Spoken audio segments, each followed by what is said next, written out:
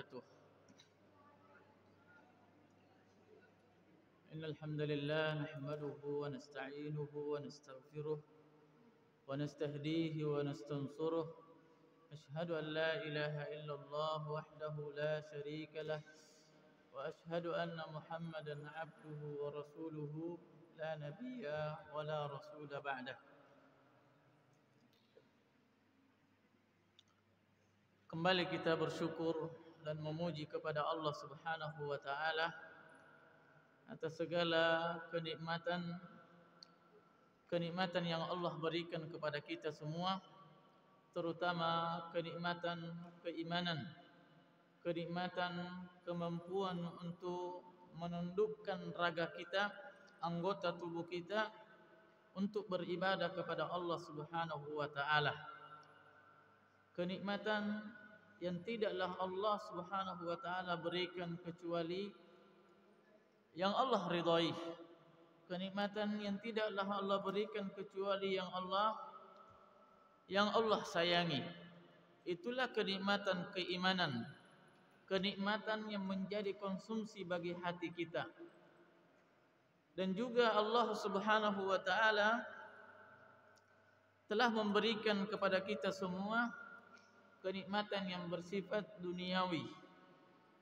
Oleh karena itu, orang mukmin, orang yang diberikan dua kenikmatan, kenikmatan duniawi dan kenikmatan iman, kenikmatan ukhrawi yang tidak diberikan oleh orang-orang yang tentunya tidak diridhai oleh Allah Subhanahu wa taala.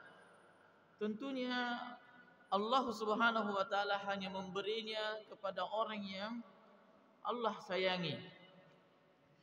Salam berserta salawat kita haturkan kepada Rasulullah sallallahu alaihi wasallam, yang Rasulullah sallallahu alaihi wasallam adalah uswah kita, panutan kita, teladan kita dalam beribadah kepada Allah, dalam berakhlak terhadap sesama, serta dalam berkeyakinan kepada Allah Subhanahu wa taala. Dan dialah manusia satu-satunya yang kita harapkan perjumpaannya.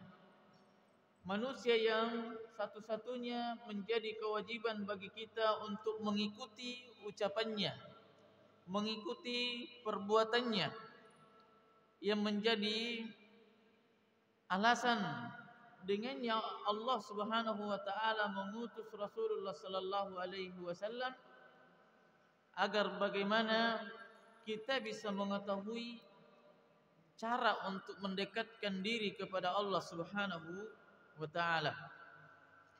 Jamaah sekalian yang dirahmati oleh Allah Subhanahu wa taala, hadis yang ke-42 dari Jabir radhiyallahu taala anhu, dari Jabir bin Abdullah radhiyallahu taala anhuma, ia berkata, qada Rasulullah sallallahu alaihi wasallam bisyuf'ati fi kulli ma lam yuqsam. Rasulullah sallallahu alaihi wasallam telah memberikan hukum atau telah menetapkan bahwa syuf'ah itu terhadap apa saja yang belum dibagi. Fa iza waqa'atil hudud, apabila batasan-batasannya sudah ditentukan, wasurifatit turuq, dan jalannya sudah ditahu, fala syuf'ah, maka tidak ada lagi syuf'ah. Syuf'ah adalah lawan daripada witir. Lawan daripada witir. Makanya syafaat itu adalah penyempurna daripada kekurangan. Kita mengharapkan syafaat Rasulullah sallallahu alaihi wasallam. Dalam rangka apa itu? Karena kita menginginkan bagaimana amalan yang kurang, amalan yang tidak sempat kita lakukan atau kita melakukan di dunia namun tidak sempurna, di sana kita butuh syafaat Rasulullah sallallahu alaihi wasallam. Butuh syafaat terhadap teman sesama Islam, terhadap saudara kita. Sebagaimana perkataan Hasan Al-Basri bahwa perbanyaklah kalian teman, saudara-saudara dari kaum muslimin, karena teman itu memberikan syafaat antara yang satu dengan lainnya, bukan membatasi diri. Temannya hanya sesama kajian, temannya hanya sesama pemikiran. Boleh jadi pemikiran kita beda dalam menjalankan dakwah, tetapi dua-duanya dibolehkan dan tidak dilarang oleh syariat. Maka pada saat itu seyogyanya, sepantasnya kita menjalin persaudaraan, bukan karena dia sebatas seorang Islam, tidak, tetapi kita mengharapkan syafaatnya di kemudian hari. Syafaatnya di kemudian hari. Siapa yang menjamin bahwa pemikiran kita itu sempurna? Siapa yang menjamin bahwa apa yang kita lakukan ini betul-betul sudah sesuai yang diridhoi oleh Allah Subhanahu wa taala? Maka pada saat itulah kita membutuhkan syafaat. Menutupi sesuatu yang dapat menutupi, melengkapi daripada kekurangan kita. Itu namanya syuf'ah. Namun dalam hal ini bukan yang demikian yang disebutkan maknanya. Tetapi syuf'ah di sini adalah suatu barang seseorang berkongsi dengan temannya, bekerja sama dengan temannya, beli ladang 2 hektar, berdua, harganya mungkin berapa? 100 juta. Tapi ladangnya tidak mau dijual satu hektar, mau dijual secara keseluruhan 2 hektar sekaligus. Karena orangnya butuh uang atau mau pergi jauh. Maka tatkala sudah dibeli dengan uang yang sudah dikumpulkan dengan temannya itu,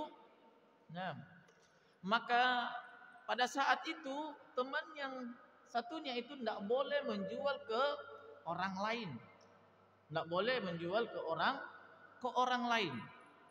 Dia tanyakan dulu temannya itu, temannya, dan itu wajib, dan itu hukumnya wajib dia tanyakan dulu. Nanti kalau dia tidak mampu untuk dia kasih kita dana dari ganti uang kita 50 juta tadi, maka barulah kita boleh menawarkan kepada orang lain.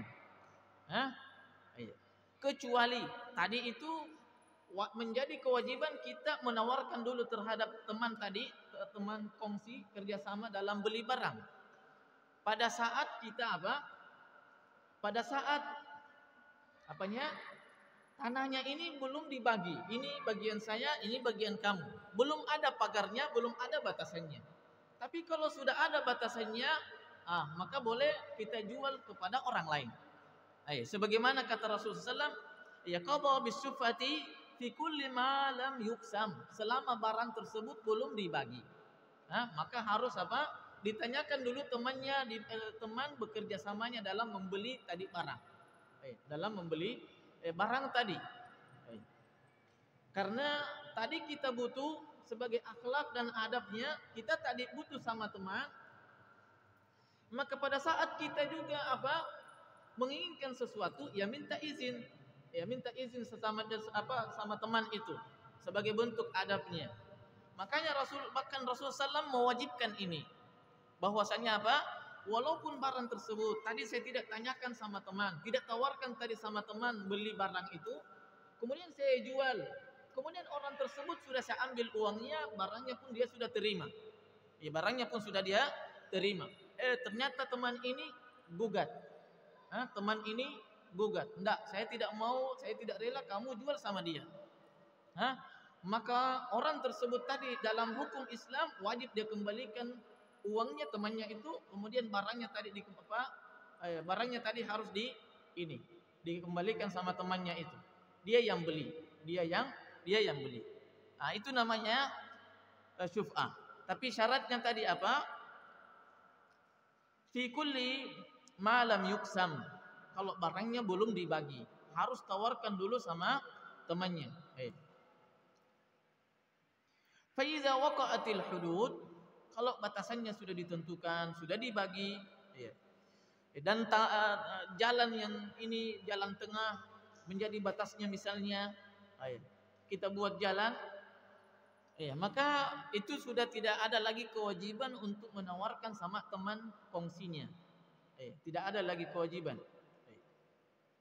Namun nantinya ada, tentunya dalam muamalah secara Islami, syariat juga mengaturnya dengan baik. Sebagian ulama, apakah ada syuf'ah sesama tetangga atau tidak? Ini tetangga kebun, tetangga kebun, sudah ada batasannya, sudah ini dan seterusnya. Maka lebih cocok kalau ditawarkan dulu sama tetangga, mau beli enggak tanah saya, walaupun sudah ada batasannya. Tawarkan dulu sama dia sebagai bentuk apa? Khairukum li ahlihi wa ana khairukum li ahli. Bagaimana cara bermuamalah dalam Islam? Cara bermuamalahnya adalah memperbaiki dulu hubungan antara dirinya dengan keluarganya. Keluarga paling dekat, kemudian nanti keluarga dan seterusnya hingga kembali kepada tetangganya. Mungkin tidak ada sangkut pautnya dalam hal kekeluargaan, tetapi dia punya hak ketetanggaan. Man kana yu'minu billahi wal yawmil akhir falyukrim jarahu. Siapa yang beriman kepada Allah Subhanahu wa taala, maka hendaknya muliakan tetangganya. Di antara bentuk pemuliaan terhadap tetangga, kalau ada barang kita mau dijual, tawarkan dulu sama tetangga. Boleh jadi dia butuh dengan apa yang kita miliki, namun dia belum sempat beli. Tapi jangan juga dia tidak bisa memang beli. Miskin tetangga saya itu. Miskin tetangga saya itu. Tapi mungkin dia punya utang, bisa berutang ke orang. Dengan menggarap tanah mungkin dia bisa menutupi utangnya itu, atau dia bisa bangkit ekonominya, boleh jadi. Atau dia mungkin tidak sanggup untuk beli, namun dia punya teman, dengannya dia yang beli, entah berkongsi atau dia temannya itu dia suruh beli, kemudian dia yang kerja. Intinya di antara bentuk pemuliaan terhadap tetangga adalah menawarkan barang yang akan kita mau jual. Menawarkan barang yang akan kita mau jual.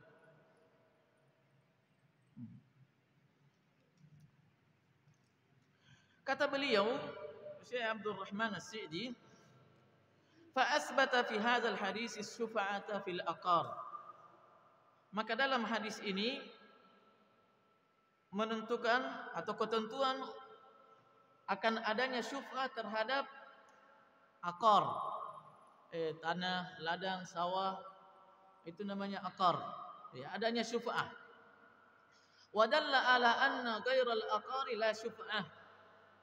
Dan hadis ini menunjukkan bahwa selain daripada aqar itu tidak ada syuf'ah di dalamnya. Fasyarikatu fil hayawanat wal asas. Berkongsi dalam beli binatang, sapi mungkin mau dikurban nantinya. Ternyata nanti di tengah jalan gagal mau kurban, dia butuh uang. Dia jual. Bagaimana caranya dia jual? Atau barang-barang perabot rumah. Mungkin bersaudara punya warisan. Warisannya adalah perabot rumahnya. Perabot rumahnya. Wan nuqud, ataupun uang. Ada uang bapaknya ternyata meninggal 100 juta di bank. Seterusnya. Wa jami'ul manqulat la syuf'ata fihi. Seluruh yang bisa diangkat, bisa dipindah-pindahkan, maka kata beliau dalam hadis ini disebutkan secara zahirnya tidak ada syuf'ah di dalamnya. Nah, idza ba'a ahaduhuma nasibahu. Apabila salah seorang dari dua orang yang kerjasama, dua orang yang memiliki hak di dalamnya satu barang, tidak boleh lagi, boleh dia jual kepada orang lain tanpa izin sama temannya. Tanpa izin sama temannya. Wa amal aqarat, kata beliau, adapun ini penjelasan tadi, Adapun tanah, sawah, ya mungkin apa bangunan, idza ufrizat wa huddidat al-hudud. Kalau sudah ditentukan batasannya, ya batasannya adalah jalan. Waqtara kullu minasyarikaini nasibahu, dan semua dua-duanya sudah memilih mana yang bagian mana, sebelah kanan atau sebelah kiri bagiannya. Fala syufa'ah, maka tidak ada lagi syuf'ah di dalamnya. Tidak perlu lagi minta izin. Tidak perlu lagi minta izin. Kalau dijual sama orang lain sah, tidak boleh lagi dikembalikan. Tidak boleh lagi dikembalikan. Tidak ada lagi hak untuk menuntut dikembalikan barang yang sudah dijual. Nah, kama huwa nassul hadis, sebagaimana konteks hadisnya. Li'annahu yasiru hina idzin jaran. Kalau sudah ditentukan, sudah ada batasannya, maka pada saat itu bukan lagi syarikain, tetapi dia tetanggaan. Dia sudah tetanggaan. Nah.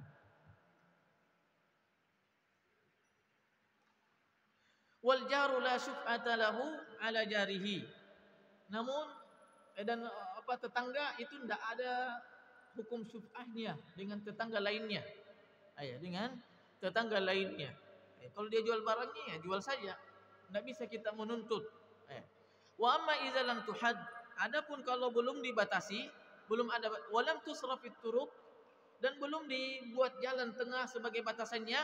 Nah, summa ba'a ahaduhuma nasibahu, namun kemudian salah seorang dari dua orang ini yang kerjasama menjual bagiannya. Nah, falisyariki aw syuraka'il baqina syuf'ah, boleh dia menuntut dan mengembalikan uang orang tadi yang dia jual, membeli, dan mengambil barang yang sudah dijual oleh temannya, bi an ya'khuzuhu bis samani alladhi waqa'a 'alaihi al-'aqd. Nah, kullu ala qadri milkihi, masing-masing kadar atau sesuai dengan kepemilikannya. Kata beliau, wa zahirul hadis, secara zahir dari hadisnya, annahu la farqa bainal aqari alladhi tumkinu qismatahu walladhi la tumkin. Hadis tentang syufa'i ini secara zahirnya tidak ada perbedaan antara barang yang kita beli, yang mana barang tersebut bisa dibagi, atau barang yang tidak bisa dibagi. Kambing, kapan dibagi mati dia. Padahal kita mau supaya berkembang kambingnya. Nah, kambingnya supaya berkembang. Nah, kalau dibagi akan tidak sesuai dengan tujuan. Tidak sesuai dengan tujuannya. Maka dua-duanya boleh. Boleh kata beliau. Wa hadza huwas sahih. Dan inilah yang tepat. Li'anna al-hikmata fi syuf'ati, kenapa dibolehkan? Dikarenakan dalam syuf'ah itu adalah hiya izalatud darari anis syarik, dalam rangka menghilangkan mudarat terhadap teman kerjasamanya. Mawjudatun naw'ain, yang kedua-duanya ada. Maksudnya barang yang bisa dibagi dengan barang yang tidak bisa dibagi. Bisa dua-duanya bisa dibagi dengan minta izin gitu. Kalau tanah kan bisa dibagi, atau kambing tidak bisa dibagi. Gampang caranya, tinggal berapa harganya, kasih kembali uangnya, supaya satu saja yang milikin. Gampang caranya supaya kalau yang satunya bisa mengembala, satunya tidak, nanti dibagi berapa persen hasilnya, persenan hasilnya. Wal hadisu am, adapun hadisnya berbicara secara umum. Wa aqna, adapun orang yang membeda-bedakan barang, ada yang bisa dibagi, ada yang tidak bisa dibagi. Kemudian yang bisa dibagi, itulah yang kena hukum syuf'ah. Yang tidak bisa dibagi berarti boleh kita jual tanpa izin. Maka itu kata beliau butuh dalil, atau cara istinbatnya dhaif kata beliau. Kata beliau. Namun sebagian ulama atau para ulama berbeda pandangan tentang tadi yang saya sebutkan apa dia? Hukum syuf'ah terhadap tetangga. Idza kana bainahuma haqqun min huquqil milkain. Apabila keduanya memiliki hak kepemilikan.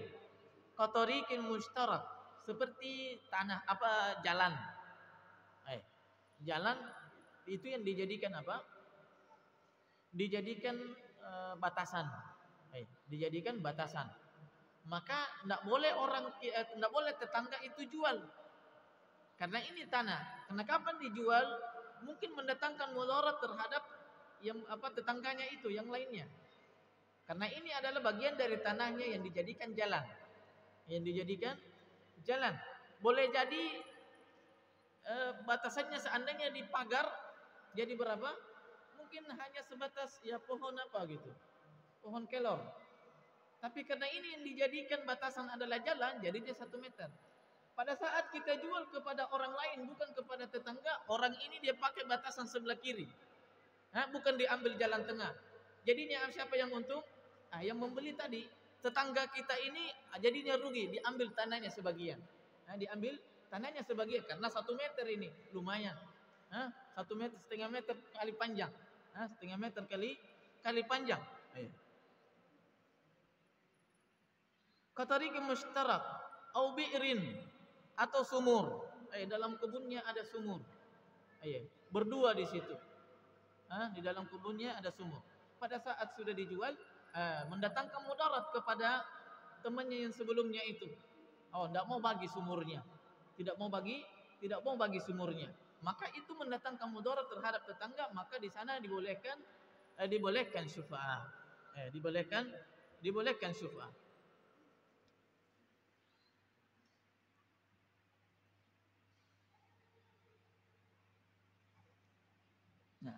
Kata sebagian ulama mengatakan wa minhum man aujaba asy-syuf'ata fi hadzal naum.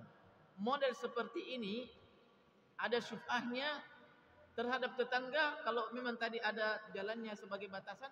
Itu dia sebagian ulama mengatakan wajib syuf'ah. Sama dengan tadi orang yang bersyarikat beli tanah. Sama orang yang beli tadi yang bersyarikat dengan beli tanah. Kalau dia jual kepada orang lain tanpa izin sama tetangganya, berarti boleh dia menuntut untuk mengembalikan barang tersebut. Untuk mengembalikan dan dijual, dan dia yang beli. Dia yang beli. Wa minhum man asbata asy-syuf'a lil jari mutlaqan. Sebagian ulama membolehkan syuf'a secara mutlak semuanya. Mau tetangga bukan tetangga, enggak apa-apa. Kemudian kata beliau, wan nabiyyu asbata lisyariki syuf'ah. In syaa'a akhadha wa in syaa'a lam ya'khudh. Nabi sallallahu alaihi wasallam memberikan hak syuf'ah kepada orang lain, kepada teman dalam bisnis atau gitu, kepemilikan. In syaa'a akhadha, kalau dia mampu boleh dia tarik, dia ambil, wa in syaa'a lam ya'khudh. Kalau dia mampu boleh ingin juga, enggak apa-apa, biarkan dia jual, temannya itu jual kepada orang lain. Wa huwa min jumlatil huquq allati la tasqutu illa bi isqatiha sharihan. Ini di antara hak-hak yang tidak bisa digagalkan, tidak bisa gugur kecuali dia yang mengatakan enggak apa-apa kamu jual. Tapi kalau tidak ada kalimat-kalimat tersebut, berarti enggak bisa itu. Enggak bisa kita jual kepada orang lain tanpa izinnya. Tanpa izinnya. Sharihan, dengan jelas bahwa dia tidak mau. Atau dia mau. Atau dia mau. Au bima yadullu 'alal isqat, atau apa saja yang menunjukkan bahwa memang dia tidak mau, artinya haknya boleh dijual kepada orang lain. Temannya boleh dijual barangnya kepada orang lain. Fa amma istiraqul mubadaratu jiddan ila al-akhdh biha min ghairi an yakuna lahu fursah fi hadha al-haqqi muttafaq alayh, fa hadha qaulun la badalila alayh. Adapun ucapan orang yang di antara pandangan ulama, adapun ucapan orang yang mengatakan bahwa kalau sudah dibeli cepat-cepat ambil bagiannya. Cepat-cepat ambil bagiannya dan jual terus. Maka ini tidak dibolehkan. Tidak dibolehkan, cepat-cepat dibagi. Karena boleh jadi kita punya pemikiran mau pakai apa ini ladangnya, mau kita jual atau kita mau jual lagi kembali berikutnya, atau pakai bisnis saja atau apa begitu. Dia pikirkan. Dia bisa memikirkan. Tapi kalau tidak memberikan waktu untuk berpikir kepada temannya dan harus terbagi secara cepat, boleh jadi di sana ada unsur apa? Kezaliman atau gharar, penipuan. Dia ajak temannya kerjasama dulu, untuk beli ini, untuk beli barang yang dia tidak mampu, tidak sanggup untuk beli dengan sendirinya. Pada saat dia sudah terima barangnya karena sudah kerjasama dengan temannya, dia tipu lagi temannya. Saya bagi cepat supaya dia tidak bisa berpikir ini, karena ini nanti akan dibangun nanti jalan di sini, dibangun nanti perumahan di samping sini. Maka ini ada gharar di sananya. Ada gharar di sana. Maka tidak dibolehkan. Diberikan dulu waktu berpikir beberapa saat. Bagaimana? Mana bagiannya? Mana bagiannya? Di mana mau pilih? Kalau memang sama-sama mungkin suburnya dan seterusnya.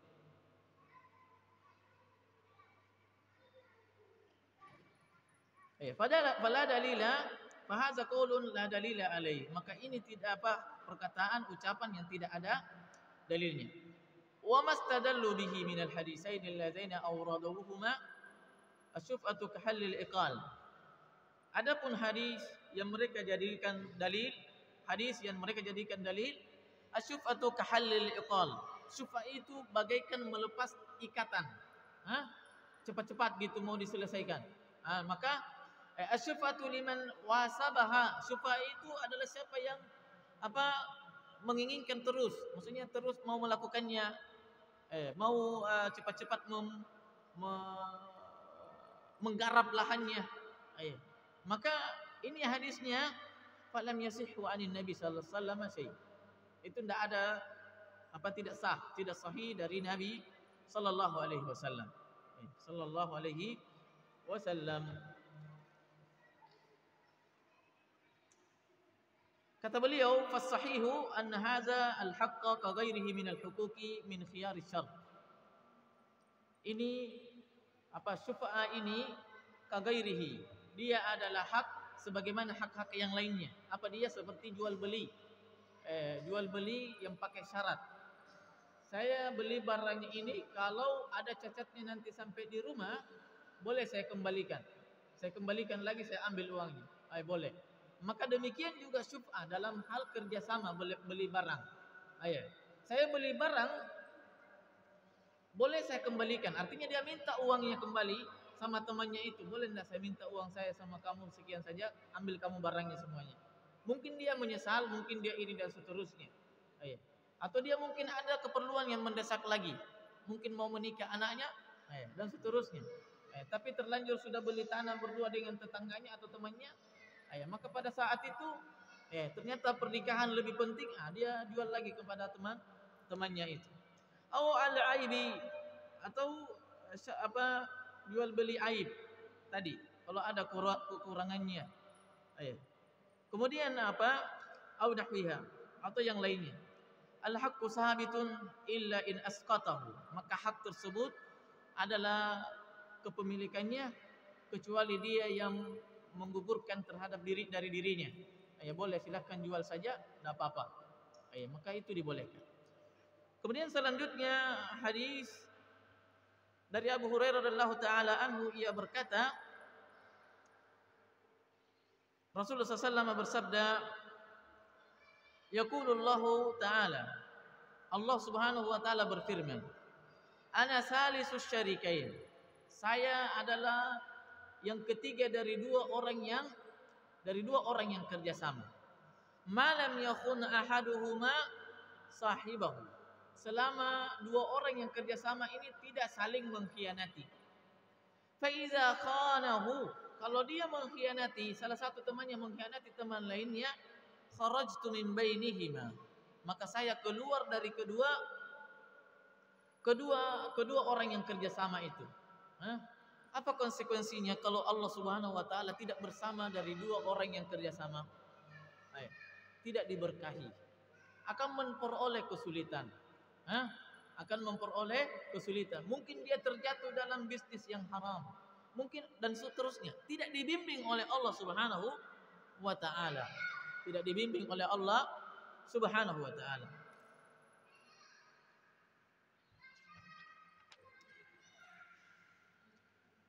Hadis ini adalah secara umum dia membolehkan seluruh jenis syarikah, kerjasama.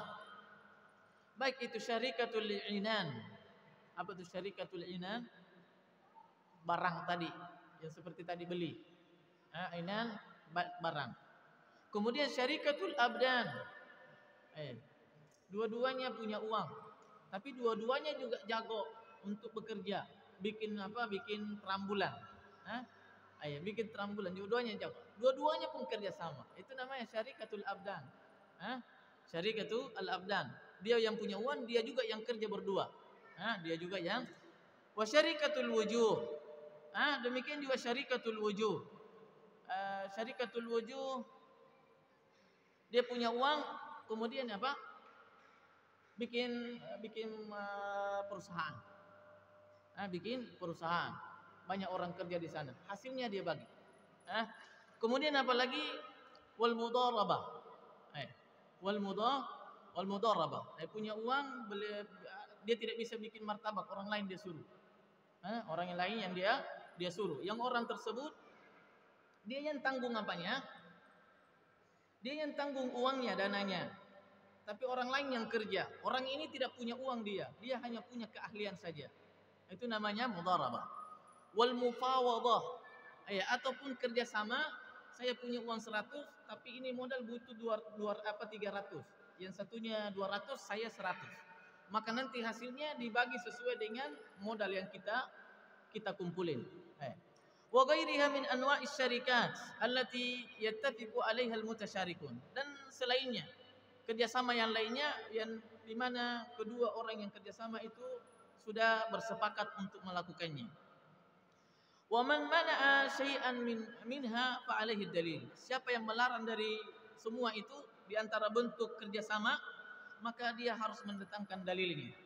Wa illa fal aslul jawaz. Kalau memang tidak mendatangkan dalilnya, maka kita harus mengetahui bahwa hukum dari kerjasama itu adalah jawaz, boleh. Kenapa? Karena hadis ini li sumulihi, karena cakupannya yang begitu luas.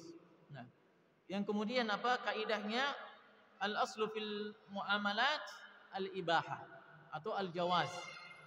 Dalam hukum asal dalam muamalah itu boleh.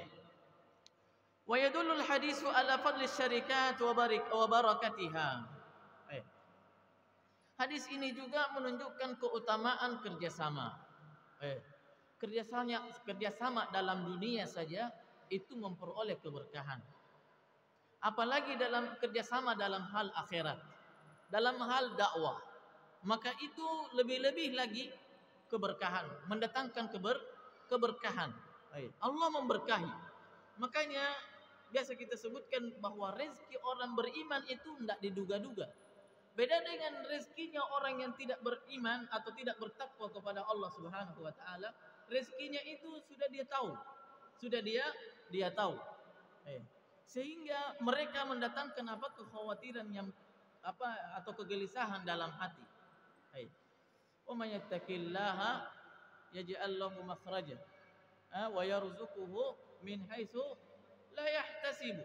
Sumber rezekinya orang bertakwa itu tidak ditahu dari mana, banyak sumbernya. Banyak sumbernya. Tapi rezekinya orang yang tidak bertakwa kepada Allah, dia tahu itu. Ini kayaknya dari bisnis saya, ini rezeki saya. Kalau dia berpikiran rezeki selain daripada bisnisnya, wah kayaknya repot. Kayaknya sempit dunia itu ya dia rasakan. Tapi bagi orang beriman enggak. Yang dia kenal atau dia tidak kenal itu bisa menjadi sumber rezeki baginya. Itu bisa menjadi sumber rezeki baginya. Boleh jadi puluhan tahun kita berkenalan dengan orang, bertetangga dengan orang, tapi belum pernah kita dapatkan sesuatu darinya. Tapi terkadang kita hanya 1 hari, 2 hari, 2 jam, 3 jam bertemu dengan orang, ternyata ini 5 juta, ini 10 juta buat antum dakwah dan seterusnya. Maka rezeki orang beriman itu tidak disangka-sangka, tidak disangka-sangka. Maka inilah di antara penyebabnya orang bertakwa itu tenang dengan rezekinya, tenang dengan rezekinya. Nah, maka hadis ini Dua orang yang mencari dunia, niatnya memang dunia, dengan kerjanya juga untuk dunia, amalan yang dilakukan untuk dunia, niatnya juga untuk dunia, maka itu kalau ada dua orang yang bekerja sama, Allah berikan keberkahan. Allah berikan keberkahan. Tapi Allah tidak akan memberikan keberkahan kepada amalan-amalan ibadah kemudian diniatkan untuk dunia. Untuk dunia. Bedanya penuntut ilmu syar'i itu harus niatnya lillah ta'ala. Dengan orang yang menuntut ilmu duniawi, boleh dia menuntut ilmu selain daripada Allah, tidak berdosa itu. Dia tidak berdosa karena memang untuk dunia. Allah bolehkan itu. Saya belajar kedokteran supaya saya nanti bisa kaya, bisa nanti begini dan seterusnya. Itu tidak berdosa. Itu tidak berdosa karena memang untuk dunia. Tapi ketika dia memalingkan niatnya untuk dalam ilmu syar'i, dia belajar ilmu syar'i selain daripada Allah, maka saat itulah keberkahan akan hilang darinya. Keberkahan akan hilang darinya. Nah, wa yadullul hadisu ala fadli syarikati wa barakatiha. Idza buniyat ala sidqi wal amanah. Idza buniyat ala sidqi wal amanah. Kalau memang kerjasamanya itu terbangun di atas kejujuran dan amanah. Jujur, tidak berdusta. Amanah, tidak mengkhianati temannya atau tidak mengkhianati penjualnya, pembelinya. Maka itu akan diberikan diberikan keberkahan oleh Allah Subhanahu wa taala. Diberikan keberkahan oleh Allah Subhanahu wa taala. Sama dengan orang yang jual barang. Apakah dia harus berniat dalam menjual barangnya itu lillah, atau walaupun dia tidak menjual barangnya lillah sehingga dia juga dapat pahala? Atau kalau dia tidak niatkan lillah berarti dia berdosa? Tidak. Kalau dia niatkan untuk memperoleh keuntungan walaupun dia tidak niatkan untuk lillah dalam menjual barangnya, maka dia tetap saja diberkahi oleh Allah selama kejujuran ada pada dirinya, kemudian amanah dalam bisnisnya, dalam bisnisnya. Nah, fa inna man kana Allahu ma'ahu. Allah bersama mereka, orang yang dua kerja sama. Kata beliau, fa inna man kana Allahu ma'ahu. Siapa yang Allah bersamanya, barakallahu lahu fi rizqihi. Allah akan memberkahi rezekinya. Allah akan memberkahi rezekinya. Wa yassara lahul asbab allati yanalu biha rizq. Dan Allah akan memberikan kemudahan baginya dalam hal-hal yang menjadi sebab dia memperoleh rezeki. Dia memperoleh rezeki. Nah, wa razaqahu min haitsu la yahtasib. Dan Allah memberinya memberi rezeki dari hal-hal yang tidak dia duga. Boleh jadi usahanya yang dia dalam prediksinya hanya keuntungannya hanya 50 juta. Tetapi karena dia amanah, dia jujur, dia bertakwa kepada Allah, ternyata lebih. Dari mana itu lebihnya? Padahal kali-kali orang tidak sampai ke sana. Itu rezekinya bagi orang yang bertakwa. Dan itu ada. Dan itu ada. Ada orang punya pabrik. Bertanya berapa zakatnya kalau 700 juta? Saya bilang banyak sekali, 700 juta. Saya bilang apa? 700 juta tadi zakatnya, berapa zakatnya 700 juta? Saya bilang 17 juta 500. Anda bilang kenapa bisa banyak sekali? Saya bilang tinggal dikali 40 saja. Dibagi 40. Berapapun hasilnya maka itu yang keluar. Terus dia sebutkan bahwa berapa? Bahwa sebenarnya ini yang 700 juta, dugaan saya dalam 1 tahun hanya 200 juta saja. Ternyata sampai berapa? Sampai 700 juta keuntungannya. Sampai 200 juta. Tapi saya tidak tahu, wallahu a'lam, apakah itu memang karena ketakwaan atau karena ujian dari Allah Subhanahu wa taala. Subhanakallahumma rabbana wa bihamdik asyhadu an la ilaha illa anta astaghfiruka wa atubu ilaik. Assalamualaikum warahmatullahi wabarakatuh.